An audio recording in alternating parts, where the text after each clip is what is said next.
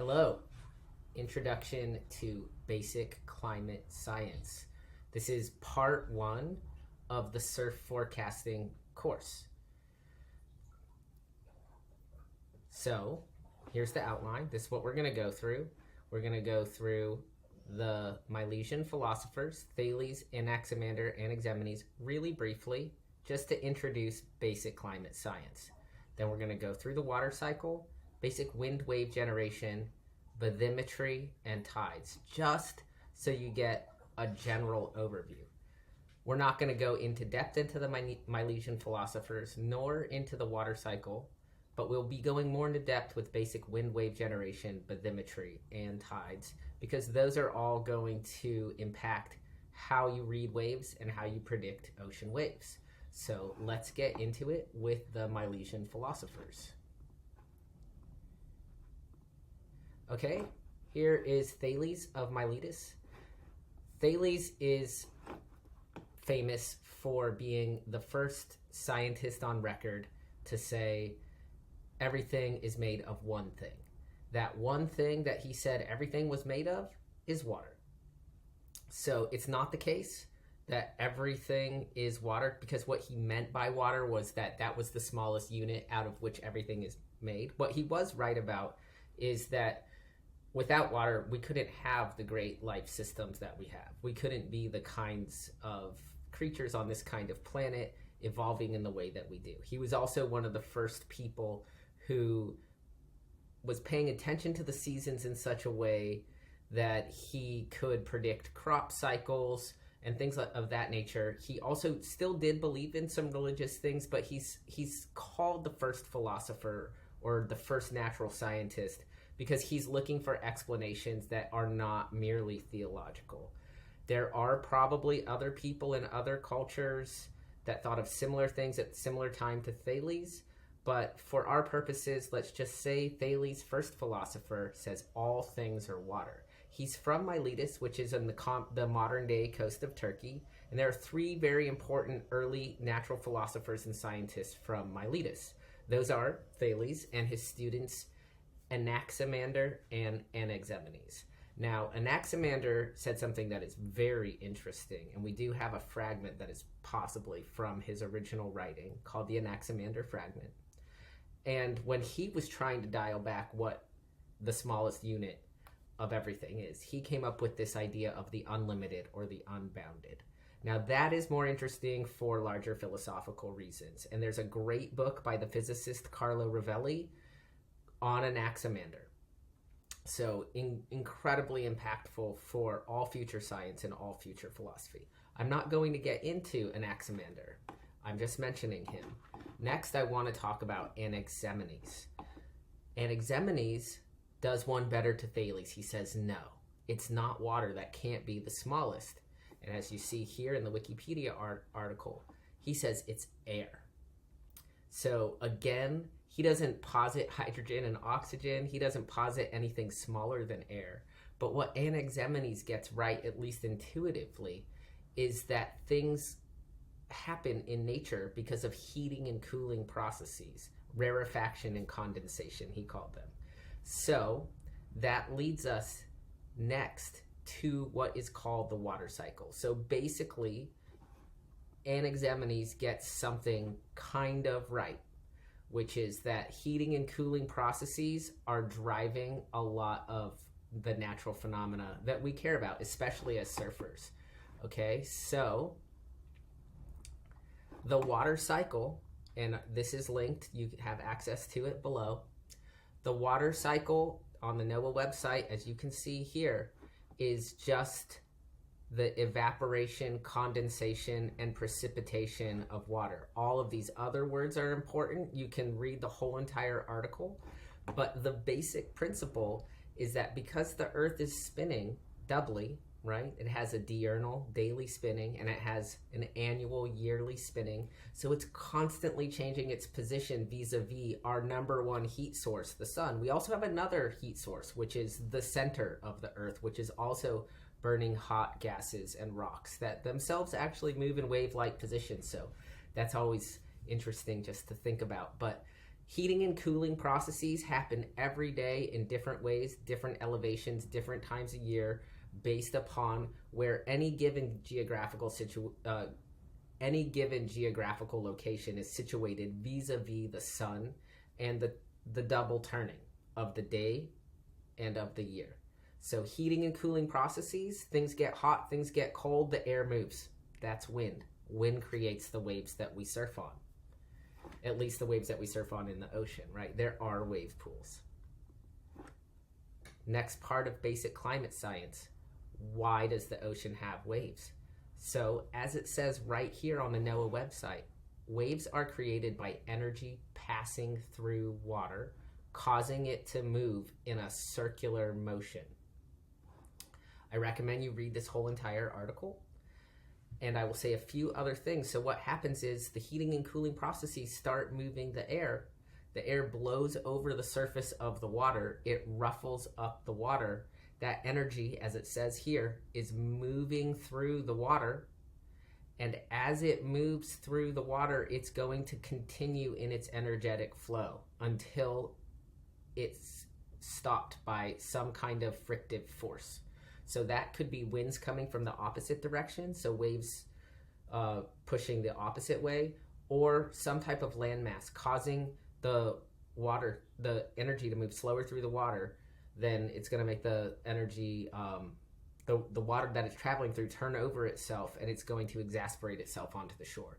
Now, that energy is conserved in the sense that some other process happens. It's no longer the wave that can be surfed or seen, but it makes sand, it does other things. So the basic idea behind waves is that waves that we surf in the ocean come from winds. Winds come from heating and cooling processes. And so what we need to pay attention to, as we will do in later parts of the course, is tracking large systems of winds. Winds for surfers are important not only for the waves that they generate out to sea, and there are going to be two main kinds of waves that we surf, which large trains of waves we call swells, and there can be local wind swells, and those have a smaller interval or a smaller space between wave crests and ground swells. So deeper water, longer traveling, bigger bands of swell, usually denoted by what we're going to call a long interval or a long period swell. That's a coming attraction. Next term is bathymetry. Okay, here you have it, BATHYMETRY. Bathymetry is the study of beds or floors of water bodies, including the ocean, rivers, streams, and lakes.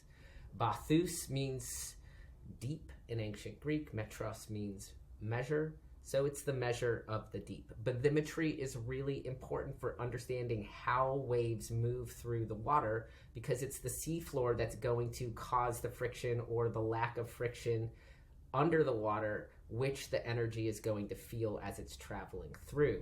So a lot of the waves that we surf near shore, or let's just say all of the waves that we surf near shore, are an effect of that energy from the winds traveling through the water, meeting the seafloor, rising up because of the seafloor, and then the water curls over as a reflection not only of the storm that generated it, but over the seafloor over which it breaks.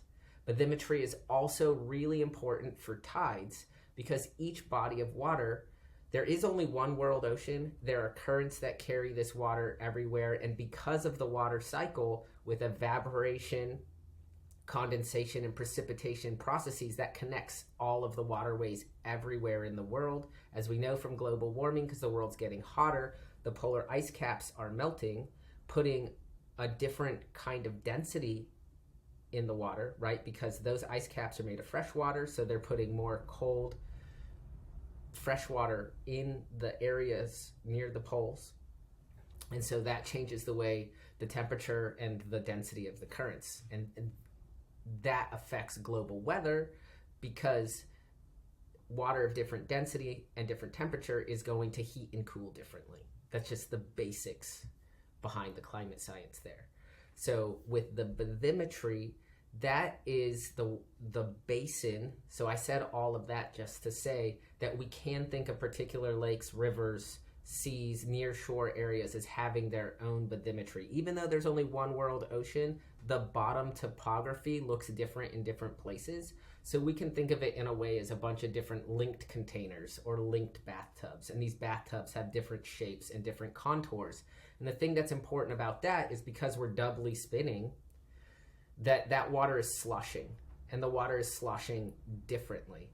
And also the waves are going to be traveling through the water and feeling different kind of contours on the bottom. So just on a basic level, the seafloor is so important for us understanding why waves are shaped the way they're shaped near certain coastal formations, or how, for example, if there's like an underwater submarine canyon, such as in Nazaré, Portugal, or Monterey Bay, or the Hudson Canyon off the coast of the east coast of the United States, off of New York and New Jersey, how swells coming from out in the water can travel over those deep water canyons and not feel the friction in the center because it's so deep, right? Miles and miles deep, where on the edges of the canyon it's more shallow. So those energy bands, the swells, can refract or bend or grow in size as they go through the deep part of the canyon because they feel no friction over that deeper water, where on the shallower water, those energy bands start to feel, because remember, again, the wave is the energy moving through the water, causing the water to move in a circular fashion. So the wave is above the water as well as below the water, and as it moves through, it's going to hit something or not hit something. It might just gain in power if it doesn't feel that friction. So that's going to be a really important factor just for your understanding of how the seafloor, wherever you're going to go surfing, both near the shore and just off the coast, really affect the way that swells come into your given region. Last, for basic science, is what are tides? So let's just read this right here. Tides are one of the most reliable phenomena in the world. As the sun rises in the east and the stars come out at night, we are confident that ocean waters will regularly rise and fall along our shores. Tides are very long period waves that move through the ocean in response to the forces exerted by the moon and the sun. Notice they say the forces. That's because it's not just gravity. So below you will also see my recommendation of Jonathan White's book, Tides.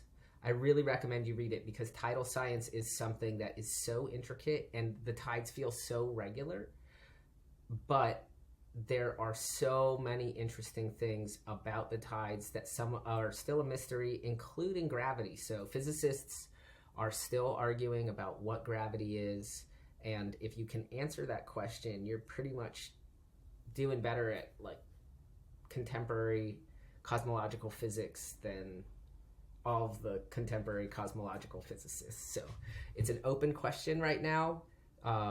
We do know there are forces, and it's good that Noah writes right here, forces. So basically what happens is as the Earth is doing its double spinning, it's getting stretched and wobbling and pulling, and the tides are an expression of this wobble. Now, based upon the bathymetry or the basin, the slosh looks different.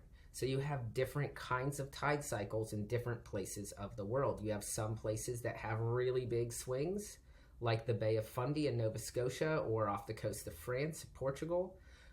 Costa Rica has big tide cycles, or you have moderate tide cycles like in New York.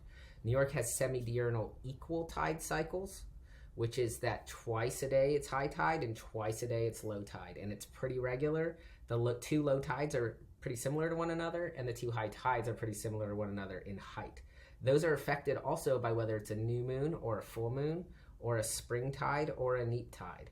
A spring tide is when the sun and the moon are lined up with one another vis-a-vis where you are on the earth, and they're pulling at the same time. So they're both exerting, like doubling the force.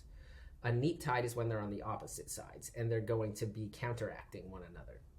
So this is called apogee when they're on the other sides, and this is called syzygy when they're lined up with each other. And when the sun and the moon are in syzygy, the tides are greater. When they're in apogee, they're a little less. So that is the basic climate science. We'll move into the details of each one and how that impacts your surf forecasting and what other kind of websites you can go to get more intricate details on all of these things. But that's the basics. So let's just look at our PDF.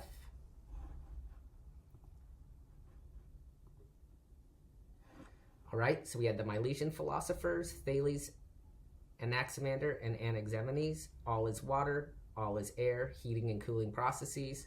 The water cycle, that the heating and cooling processes are what create the winds. Basic wind wave generation is that when the winds blow over the waters, they transfer their energy onto the waters, and that causes the water to orbit in a circular motion. Those radiate off of the wind events and form wave trains. Those wave trains are going to keep growing in power if there's wind behind them, unless they're stopped by something frictive, like another force of wind or the land. And the land under the water is very important. And the study of the land under the water is called bathymetry. So that's important for how waves break near the shore. And it's also important for understanding the kinds of tides that you're going to have in your local region of the world. And remember that tides themselves are waves, except for they're waves created by cosmological forces of gravity and centrifugal force exerted by the sun and the moon and the Earth's spinning. That's it. That's the basic ground level stuff you need to understand to do surf forecasting.